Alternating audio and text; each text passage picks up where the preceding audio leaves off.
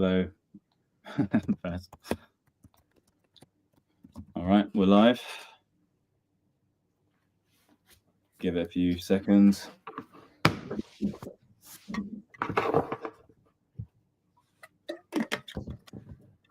Let's begin. All right. Hello, everyone, and thank you so much for joining this event with myself and Callum. It is all to do with how to future-proof your talent and hiring. Now, just 60 seconds on us. If you don't know who Calyptus is, we began as a tech recruitment agency. It's actually our 3-year anniversary in 3 days, so big celebration for that. And we're a team of 15 based here in London. And over that time frame, we decided to reinvest every penny that we had into building a solution that could solve our biggest heartache. And that was trying to review over 10,000 candidate applications every single week. And so we built something, and it is a new type of platform, not only that screens multiple layers deeper than, LinkedIn Recruiter, but also 100% of your screening can be done through the platform as well. You put in your job, we will then automatically pull in matches from the likes of ads, email, and our internal database. And every single candidate has been interviewed for 10 to 20 minutes, meaning that we have so much data around their cultural fit, around their communication, importantly, AI fluency, and candidates love the platform because we put them forward to therefore dozens of jobs as well, not just yours if it doesn't make a fit. And so we have this platform that has hundreds of employers now between Chainlink, Circle, and Raft AI who are using us, and we'd love to know if you want to join. Well, we can give you a demo. Dropping my Candy link in the chat for anyone to book some time. All right. On with the show, and we are very excited to have you all here. This is a fireside chat in which we're going to go through our hiring report we put out very, very recently. It is our Q3 report. Big shout out to Nishant, who's actually in the background running this call for us, and also Sahir Mansar, our AI marketing lead and head of AI research, respectively. This report pulled in 85,000 jobs globally and 104 different data sources. So a huge amount of data on what's happening globally. And myself and Callum are going to be running through some of just the key insights that you can take away to help understand how to future-proof your talent and your hiring processes. Cool. The key topics we're going to be covering, just getting a sense of the job market currently. So jobs, industry changes, employment rates, where are we seeing interesting trends? Then moving into the most popular HR and recruitment tools. So how we can future-proof some of your hiring, the tools that are most popular today, AI or otherwise. What does future-proof talent look like today? If we have any candidates on the call as well, understanding how you can think about future-proofing yourself and being more employable. And lastly, how to stay competitive in the war for talent, which Callum will be covering at the very end. All right. Well, oh yeah, finally, we'll do some predictions for 2026. So we'll have our 2 predictions. And if you guys, have any yourself, please join in. Yeah, we'd love to hear them. If you have questions at all throughout, pop them in the chat. We'll do our best to get to them. So yeah, let's get going. Dan, perhaps you can kick us off. Tell us about the hiring trends that this report highlights. Let's start off with the US. The US tech is down. We saw over 16,000 job layoffs happening last quarter. If you look at the NASDAQ as well, there's about 10% drop in terms of overall index price. There is a very clear kind of relationship there in terms of correlation.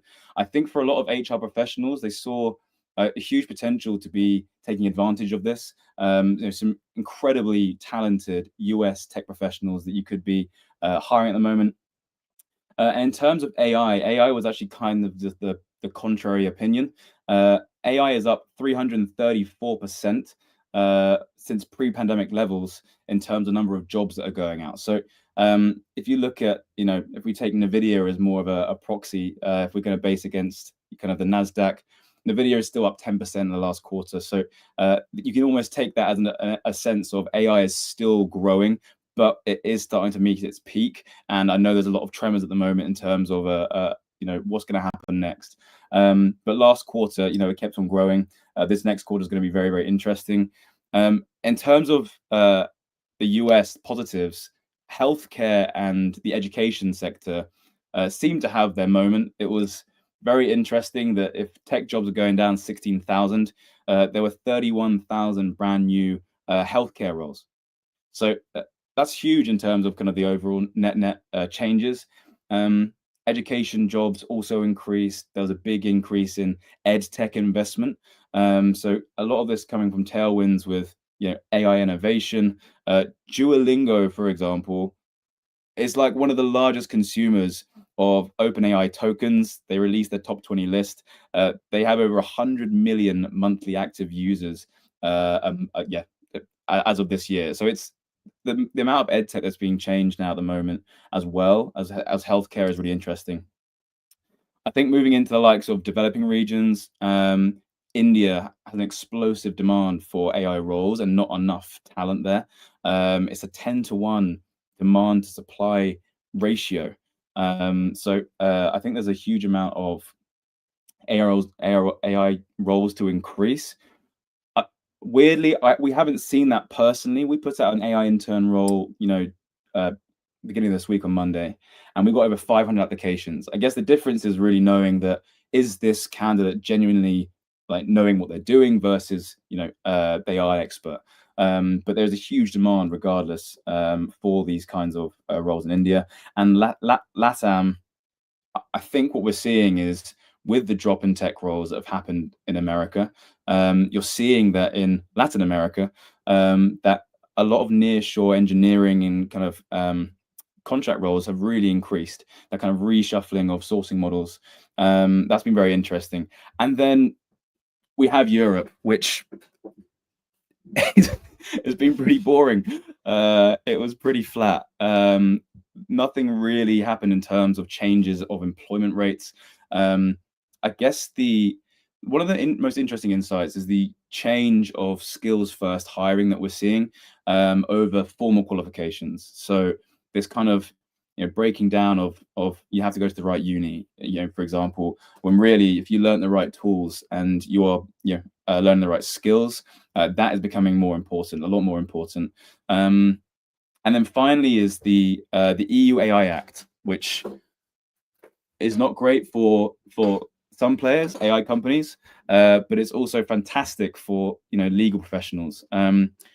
We saw an increase of 47% in terms of legal and compliance roles globally across Europe, which I thought was really interesting. And also just new breeds of kind of legal roles. So AI compliance officer, legal engineer, regulatory product manager, like data governance, loads of different breeds and strands of roles that have just started to emerge, all with this change in act and compliance. So I thought that was really interesting. And for employers, anyone listening in, and if you're in HR and using AI tools, really thinking, okay, what are our internal processes? What AI tools are we using or even building in our company? And knowing if they're high risk or not. You've got to know which ones are high risk, because this stuff now matters if you're based in Europe.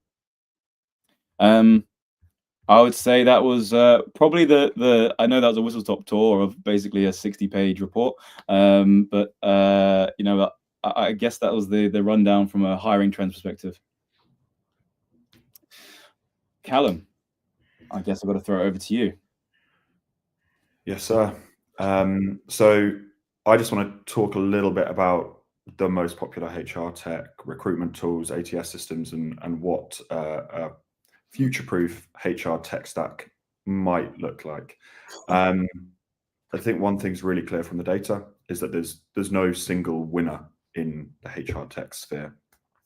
Certainly, some big names take chunky bits of market share, but almost half of the market is still termed other. So lots and lots of different players in there. Really, the question isn't which ATS wins, it's how you can build a modern tech stack around whatever you already have. So yeah, some of the big winners in terms of revenue share, at least Oracle, Workday, and then Greenhouse, Lever, Smart Recruiters, Bullhorn, SAP, all in the middle, and then yeah, a lot of others in the bucket, which is makes up about 50%. Looking at enterprise, the Fortune 500, for example, Workday and SAP are huge because they come as a part of a much broader human capital management suite. In the mid market, it's much more mixed. Greenhouse, Lever, Workday again. One that we're seeing more and more recently is Ashby. They use a lot of AI in their workflows. But I think the big change from now, maybe a year ago, is that AI is now table stakes. Most teams are starting to layer solutions on top of their ATS for the most painful parts of their own funnel. So for us, for example, sourcing and screening is by far the biggest challenge. We've used Juicebox in the past. We've recently started trialing LinkedIn Recruiter Plus, which allows us to search with natural language on LinkedIn. There's tons of tools out there now, and they are at least supposedly supposed to allow you to search deeper, to score better, and of course the aim here is to cut out or at least reduce down the number of first round screening interviews. For us as well, we're really keen to ensure that we focus our time on the candidates that we're interviewing. Like when we're speaking to them, we want to be paying full attention to them. So we're using tools like Granola, Fixer for automated note-taking, structured feedback, and to ensure consistency across interviewers internally. I think in general, the pattern that we see work best is, find a solid ATS for data hygiene and compliance, add some AI tools on top of that. For us, that's around sourcing, screening, interview quality, and stitch them all together. So what should we be using? Well, advice for the listeners is probably start with your problems, not vendors. First of all, either keep your ATS or find a new ATS, make that your single source of truth. By that, I mean clean data, good compliance, log everything. Step 2, pick one or two of the AI tools that solve your real pain. For us, that's sourcing in a tight market, or interview intelligence if you've got loads of stakeholders in a large business perhaps. And then step 3, make sure they all integrate and that someone somewhere owns the governance for that. So that could be bias testing or audit trails or clear rules on where AI can or can't make decisions. I guess that covers it. Yeah. Dan, back to you and what future-proof talent looks like right now. I was just going to say on some of the we did a talk obviously a month ago, and one of our kind of friends, Joe Atkinson, who is head of AI and automation at Seed, did a like for like comparison of Juicebox with LinkedIn Recruiter. It was very interesting to see that kind of Juicebox is at this point where it is still better than LinkedIn Recruiter AI. So it still feels like it's at a better place than LinkedIn Recruiter AI. It's just at what point is LinkedIn Recruiter AI going to be kind of overtaking Juicebox, and whether they do get there is a very interesting one. And yeah, on kind of like Granola, it's now like my best friend. It sits in every single call for note taking and just general productivity. I've very much like enjoyed using that one. We have some comments. We've got Dan J. I think you're excited about Christmas. Correct. You also notice we're not US citizens, we're British, so we haven't got Thanksgiving to enjoy today. So yes, Christmas it is, I'm afraid. Dan Jones, can you tell me what the purpose of this link is? That is a simple question. This is for the future of hiring and the future of talent, and what that looks like for HR professionals, hiring managers, and employers. and we're just about to cover future of the future-proof talent kind of spectrum. So just thinking about this in the report, like it's very clear that cultural fit and communication are always going to be very, very important. Like number one things that you could lose out an interview at first stages is communication. You know, you haven't been able to sell yourself properly, or you're not clear enough on the impact you create, or you know, the cultural fit being, you know, perhaps you've been in enterprise for too long and now you want to be in a startup. It's difficult to know that you can juggle many different hats. I guess what was so interesting about the last quarter is because of AI and the amount of tools that are now being produced, it's becoming kind of very obvious that it's around learning agility. Learning agility is something which, you know, how quickly you can adapt with the rate of change. You know, as tools are coming out and better tools and ways to be more productive. We had a call with Microsoft AI only 2 weeks ago, and his take of where testing will go is, you know, on an interview, we'll have an assessment, and that assessment is, we have certain tools that we use at our company, you know, Microsoft AI. Here are our tools. Pick them up and build this task in front of us in the next half an hour. That is a new way of doing tests versus, you know, JavaScript. Okay, we'll build this thing. It's more now, how can you quickly pick up certain tools and just create things to achieve a certain amount of impact? Learning agility tests. I think that's going to be really exciting moving forward. Curiosity. I think curiosity is such an amazing trait to be looking out for any kind of candidate. I think that's been pretty ubiquitous across different quarters, but I would say that's still very important. And just being open to exploring new types of working, new types of tools. And again, like introspection, I think constantly being aware of your own mental models and how you produce things, because that's how you can then relay that to whether it's ChatGPT or others. Like always reinventing how you're thinking. I think this idea of being a fluid and kind of adaptable candidate is really powerful as the last quarter. AI to replace designers. I just don't think so. My take, you know, we have an incredible designer that works at Calyptus. Her name's Sasha, and she doesn't use AI. And as much as, you know, you could maybe try with, I don't know, the likes of Lovable or others, it just misses the details. It misses a lot of what it takes to be a creative. You know, if you haven't got the creative brain as a human, then, you know, perhaps you're not a great designer. But, you know, if you're just going to use AI, it doesn't have that forward thinking, you know, that brain that, you know, great designers have. I wouldn't think that AI would ever replace. I think it would definitely just be augmenting great creatives, and that really for me is where beyond design. I don't know if you have a take here, Cal. Yeah, my thoughts are, for such creative roles, I think they need the human touch. I think, to be honest, most roles will need the human touch.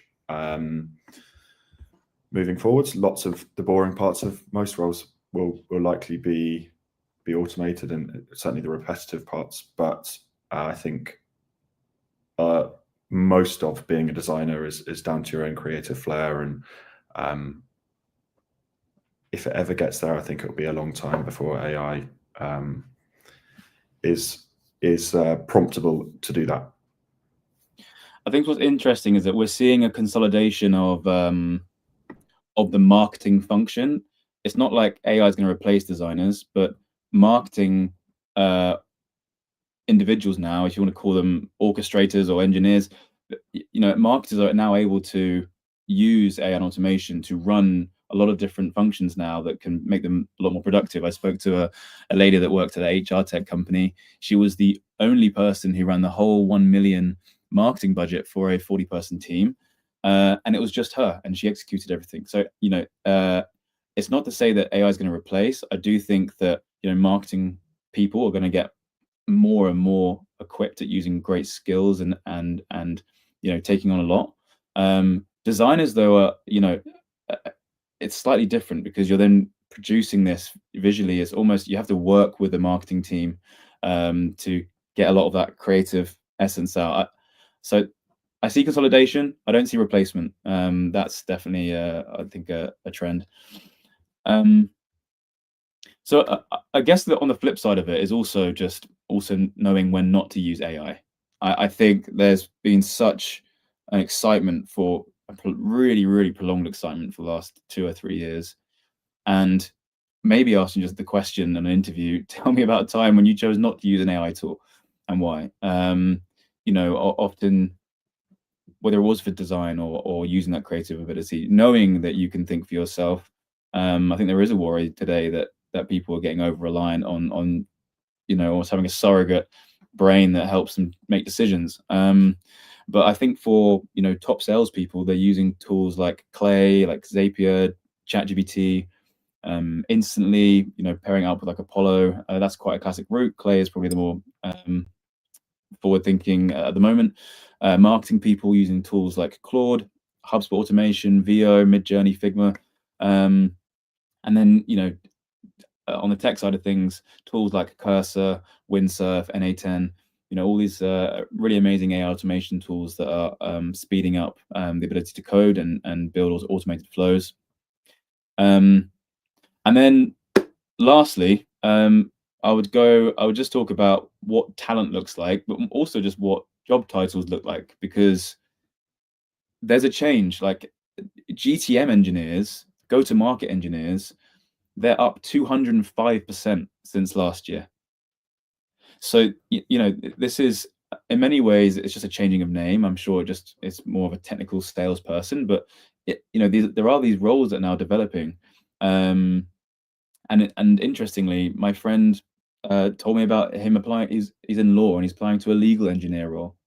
So we now have people in law that are even now, and what that means is you internally consult the law firm on what technologies to use and implement, which I thought was really interesting.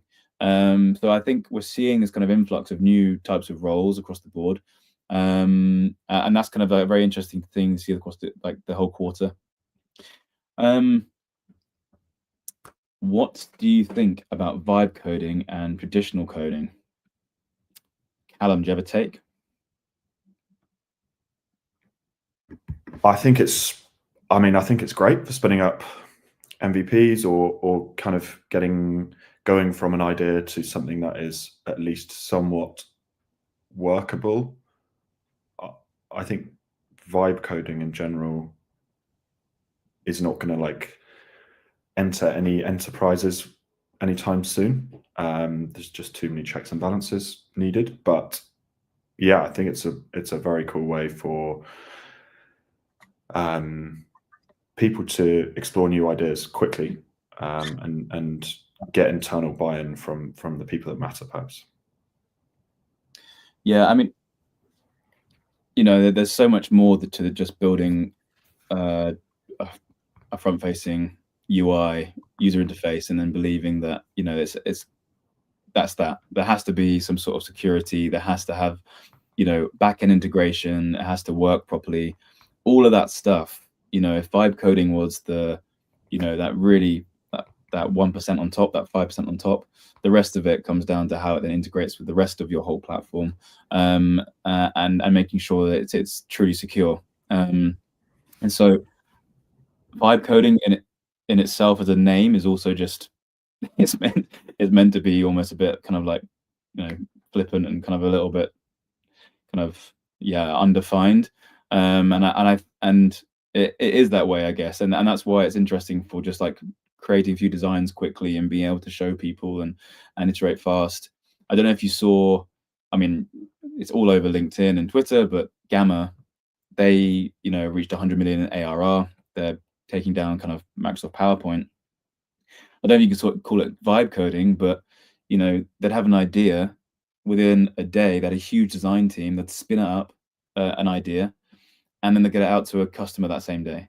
Can they say that is truly secure in that moment? Well, they might have used Vercel or something else to give it a go. So, I think vibe coding in itself has a lot of power in just being so fast to increase that feedback loop. But when it comes to really long-term building, you can't rely on vibe coding. You need to have traditional credit coding to bake it in. Cool. I mean, that's probably what we're seeing in terms of future-proofing talent. Callum, I have a question for you. Do you have any tips for any hiring managers at the moment on how to stay competitive and win the war on talent? Possibly. The report does. So I'll just relay what I've learned from the report. I think there's three core ways that I certainly understood from the report that allow you to stay competitive and win that war. First of all, shift from volume hiring into precision hiring. So what we've seen is that the companies that are doing the best right now, they aren't playing the more roles, more candidates game. They are being really selective about what they're hiring for at all times. There's a few ways you can do that. Prioritize mission critical roles. Our analysis suggests that AI, ops, compliance are those roles right now, but for you, it could be anything really. Most likely, they are tied in some way back to revenue. You can also use the current market, which is somewhat tumultuous, to upgrade on quality, not just add headcount. There's all sorts of signals out there. You could track your competitors' job postings. You could build a layoff tracker. And once you have those signals, the important thing is to react really quickly to them. Don't wait around for 3 or 4 weeks. Act in 24, 48 hours, and that will put you in a great position. The second thing is winning on speed, not just salary. That is not to say that salaries don't matter, but where we see offers won really consistently as fast, clear, respectful processes. What the report says is that it takes roughly 41 days for a hire to be made. If you can collapse that down by 20%, you're winning. One of the really interesting things that we learn is that teams that lean into using like recruiting AI tools are about 50% faster. The other thing is AI. Yeah, AI, it's really, really good at killing bottlenecks. We see it internally in our own hiring. We also see it when we're supporting our clients with their hiring, but you can use it for scheduling, top of funnel screening, writing personalized outreach, summarizing interviews. So all in all, decisions aren't just dragging on and on and on for weeks. The third piece I think is really important. Treat retention as part of hiring. The report goes into a lot of depth here, so I'm going to give like the 30-second overview, but generally the cost of replacing someone is often much more than a yearly salary.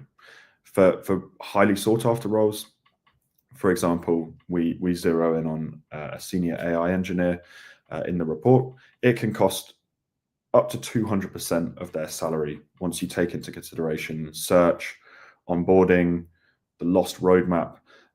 So really a huge increase in cost there.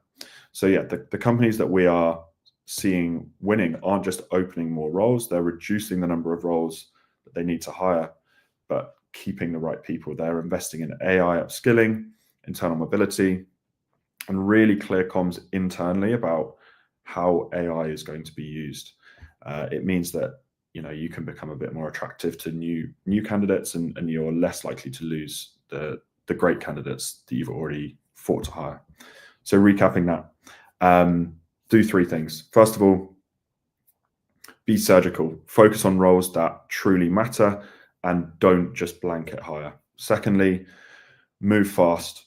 Try and use AI to cut time to hire and keep humans in charge of the really important decisions. And then finally, treat retention as part of hiring. So invest in upskilling and internal mobility so you aren't just constantly refilling the same roles. I think that if you get all of those right, you are likely in a much stronger position going into 2026. Yeah, I think retention's a massive one, and really investing into your team, do they feel like they are learning new skills and tools is super important for especially for just keeping the best quality. Great. I mean, we had one last question in response to vibe coding, traditional coding. Yes, I mean, when it comes to the likes of learning machine learning, I mean, it's slightly different to AI, but yes, I think if you wanted to actually become a machine learning engineer, you won't be able to do that from just vibe coding. You know, you're going to have to start from the bottom and learn traditionally. You know, and but it's a very, very high demand role. So if you get it right, that's incredible. Okay,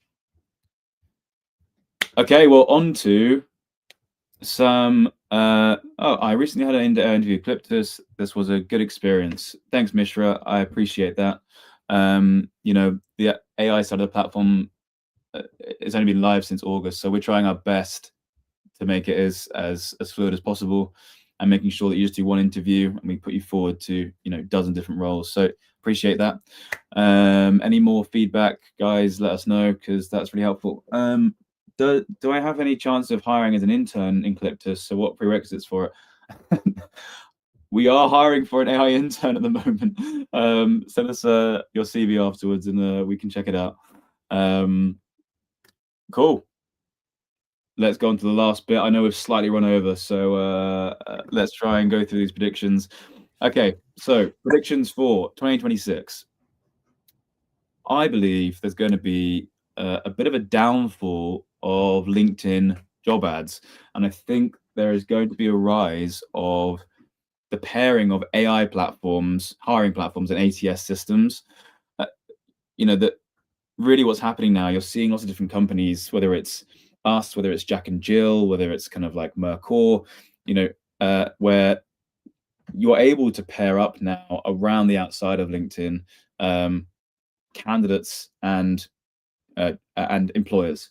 You're able to scrape ATSs. You're able to, you know, see all of the jobs that are on them publicly, and therefore, if you can do that and you can kind of mass evaluate them, you can then start pairing them up with candidates. I think because of this happening, these large ATS systems that have these jobs public, whether it's Greenhouse, whether it's, you know, Ashby, whether it's, you know, others, you know, you can now build these systems that don't have to rely on LinkedIn job ads. You can use AI platforms that find those jobs directly from the companies that are posting them just on their career pages.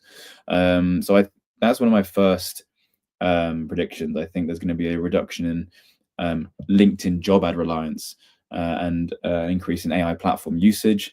And then lastly, I think there's going to be a rise of enterprise AI adoption. I think this year has been kind of the year of really enterprises genuinely trying it out. They found that like roughly 30 to 40% of companies or large employers that went to build with AI actually ended up changing their workflows. They actually went through with changing their workflows using AI and automation. But then only 7% of these organizations actually managed to roll out these tools to more than half of the workforce. Only 7% of these employers managed to roll out these AI and automation tools over half the workforce. So I feel like we've had this kind of nascent period, and next year enterprise AI is going to have a kind of a massive increase. The EU AI Act, I think, is going to be weirdly an accelerant, not a kind of deterrent of that, because it makes it a lot more secure and viable for these large companies. I'd say those are my two. How about you, Callum? Yeah, a couple from me too, and I think they tie quite nicely back into what I've already spoken about. I think AI augmented hiring is going to become very much the norm. We're definitely seeing a lot of employers experimenting with it right now. I think by the end of 2026, it will be very widely used, whether that's for sourcing, screening, interview notes. Really, it will just handle a lot of the stuff that just slows everyone down. Excuse me. I think the other is, again, like, retention will be pure acquisition. Specialized talent, you know, in AI, for example, in security, data, compliance. All this talent is getting increasingly expensive and in short supply.